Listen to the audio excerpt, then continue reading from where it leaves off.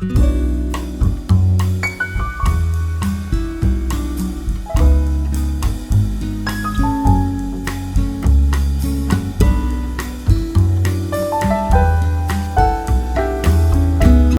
welcome to the Daily Society, the most famous podcast on the internet, next only to Joe Rogan. I am your host, Cool Guy, and this is Treybar, and we have a special guest on tonight, Jean-Marie Baptiste. Merci. Today's episode of the Daily Society is sponsored by Applebee's.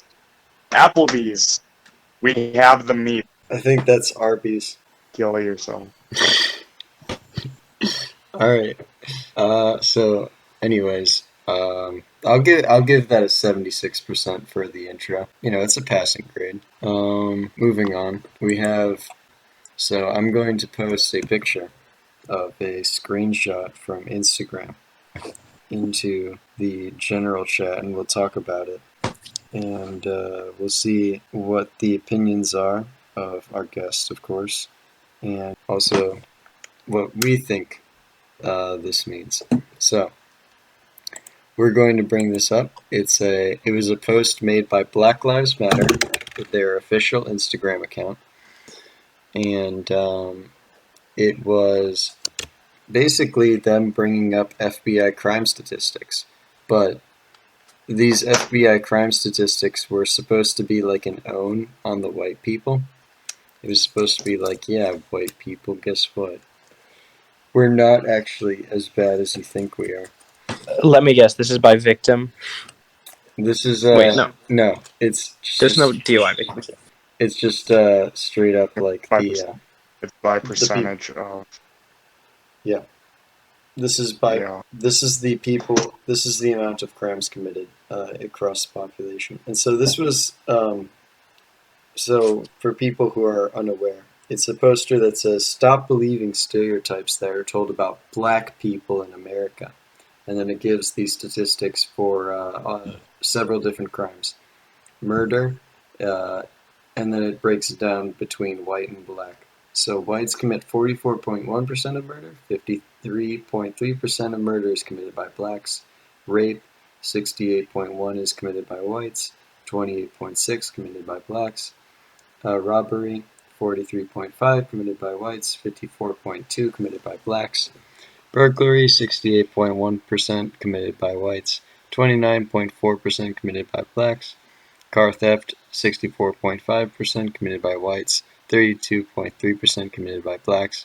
Arson, 71.1% committed by whites, 25.1% committed by blacks. Forgery, 66.6% committed by whites, 30.8% committed by blacks. Forgery, fake money or fake mail or anything like that. Or really just like fake signing a check. I mean, it could be anything like that. Fraud, 65.4% whites, 31.7% blacks. Prostitution, 55.5% whites, 38.8% blacks. Drug abuse, 70.6% whites, 27% blacks. Gambling, 40.6% whites, 48.6% blacks. And driving under the influence is 81.2% whites and 14.8% blacks. So, and this they gave the source for the FBI uniform crime reporting, and its description underneath for Instagram is "Don't believe the hype, numbers don't lie," and it got 4,000 comments, so it was a pretty heated discussion underneath. And obviously one of the main things a lot of people brought up is that, well, the thing about all of this is, all of these rates are actually really bad when you give the context that, like, blacks make up only 13% of the population. And so all of these are disproportionate with the exception of, like, the driving under the influence, which is actually pretty close to proportion. I mean, that's a funny point. Yeah. Go on. See, the driving under influence thing is funny because you hear about, like, racial profiling and vehicle stops.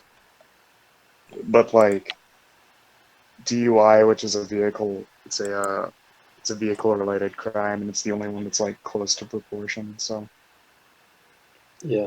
So I don't know if that would disprove anything or prove anything. Yeah, I'm I not would sure. say that I'm just saying. DUIs are artificially inflated, especially because of white college kids.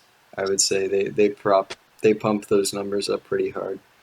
But And without fixating on any one crime, when you just look at this for what it is in general, we as a society are supposed to believe that this organization, Black Lives Matter, which has been they're not even ashamed to be led by Marxists and not just influenced, but primarily founded upon Marxist ideology.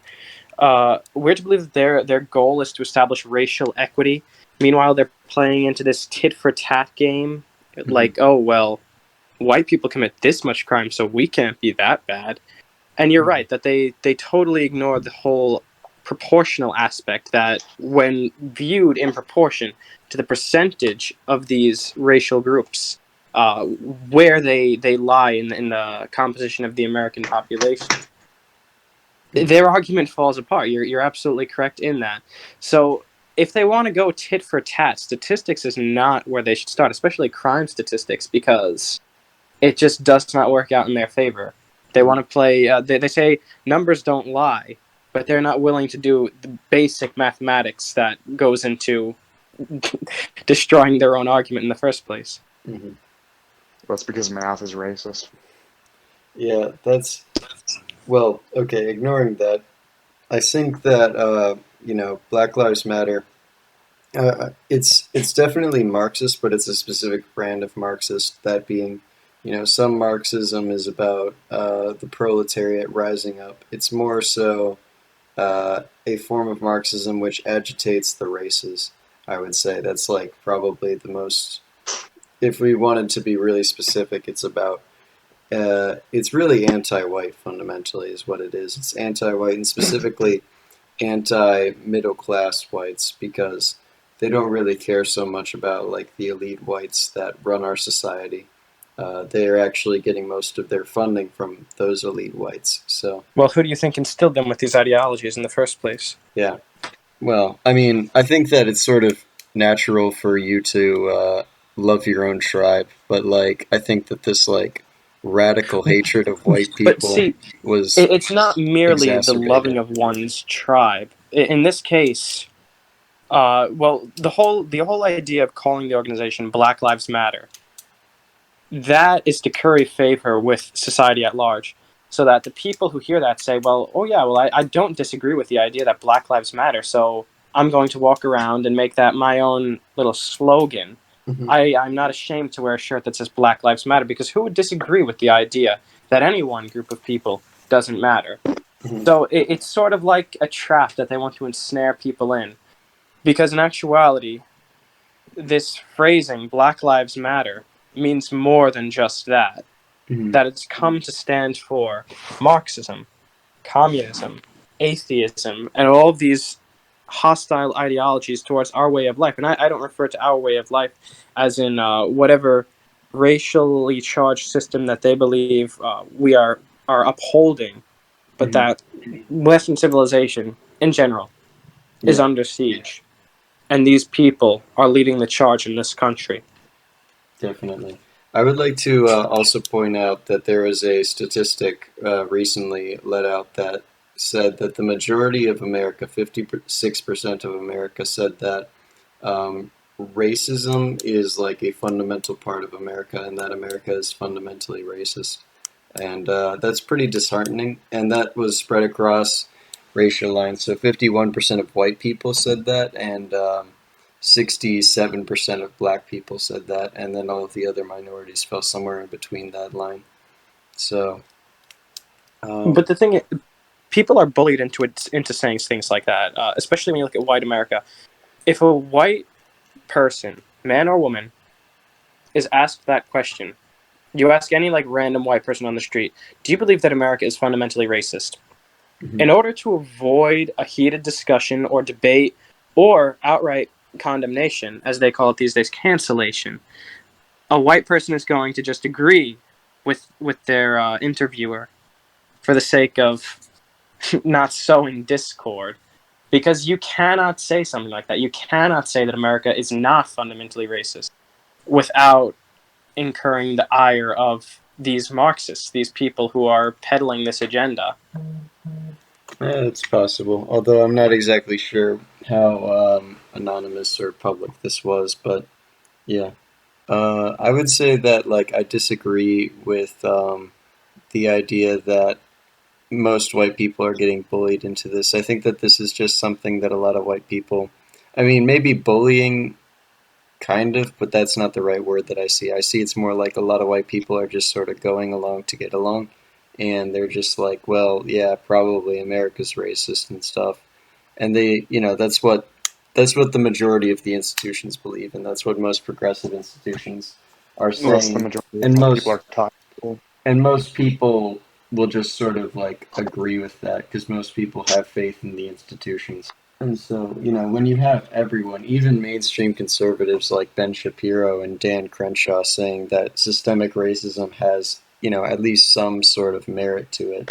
I mean, who's going to be telling you otherwise? That's why 51% of white people say that America is fundamentally racist, is because everyone seems to agree with that opinion who's in like the mainstream. Even someone like, someone who's supposedly conservative. I would say probably the only people who wouldn't agree with that would be like, I don't know, Rush Limbaugh or Sean Hannity or something like that, or Tucker Carlson. Those kinds of Well, people. the thing about like the narrative that America's racist is that only exists because we took it upon ourselves to like fix our own racism, quote unquote fix. Because here's the thing about every society in every like time period. Ah, yes, the There's Daily always an Society. upper class. Yeah, this is the daily society.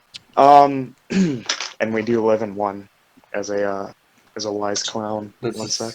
that's the scariest part about the society is that you live inside one. You live in it. Every society every society has an upper class, and every society has a caste system basically. In America, this caste system put like white Anglo-Saxon Protestants at the top in its conception, and it varyingly put like Irish and like Italians and Jews and maybe even Germans. And then at the bottom you had basically, I wouldn't say it was perhaps the lowest caste, but it was definitely the lowest caste was probably like Native Americans. But one of the most powerful lower castes was the blacks, because these are a group of people we went to war with each other to liberate, if you think about it.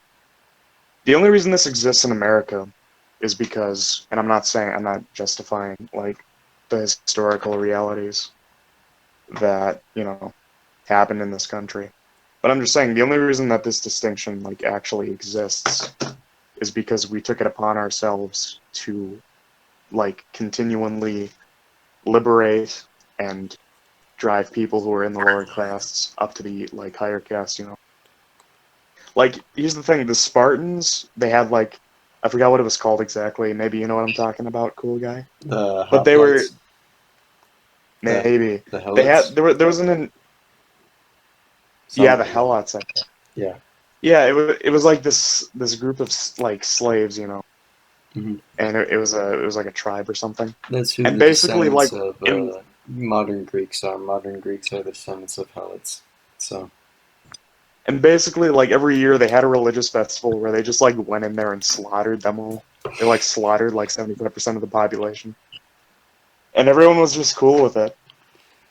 And so what I'm saying well, is that Sparta's like pretty friggin' extreme. I mean, like in everything that Sparta did, it was very extreme and very radical. And right, so no one's imitated Sparta, no one's completely. imitated Sparta. I'm just saying that if you look at like the history of the world and you look at what would be considered bad nowadays, you see the United States is actually like not really that awful in Yeah, it's been, comparison to it all. yeah, it's definitely pretty tame compared to like the rest of world history. World history is all about conquering.